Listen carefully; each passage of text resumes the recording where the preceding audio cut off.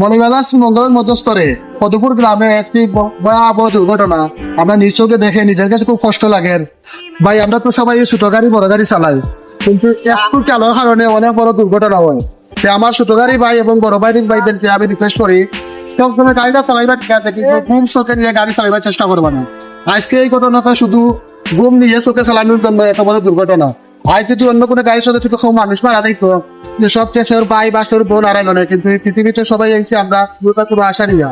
সে আমি ওটাই কইবো আপনারা যে কোনো ছোট গাড়ি তুলবা বড় গাড়ি তুলবা কেয়ারফুল বা ড্রাইভার ভাইদের কইরাম আমরা সব সময় যদি আপনার উপরে নির্ভর করে 5 জন যাত্রী বা যতজন যাত্রী লইয়া যায় আপনার উপরে নির্ভর করে। কিন্তু যদি একটা দুর্ঘটনা হয় এর পরিবারের হাল ধরার মতো এমন মানুষ আছে যদি মারা যায় তারপরে যেটা অসুখ সবার কাছে রিকোয়েস্ট আমরা গাড়ি চালাইমু সচেতন সম্পূর্ণকে। আর এগুলো 2025 যুক্তি বেশি অ্যাক্সিডেন্টের হার বেশি মাত্রা আছে। আমি আবারও বারবার একই মতো বলতে আছি, সবাই ছোট গাড়ি হোক বড় গাড়ি হোক সবাই সতর্ক করে গাড়িটা চালাবো। ধন্যবাদ। আর ভিডিওটা সবাই শেয়ার করবেন। আসসালামু আলাইকুম।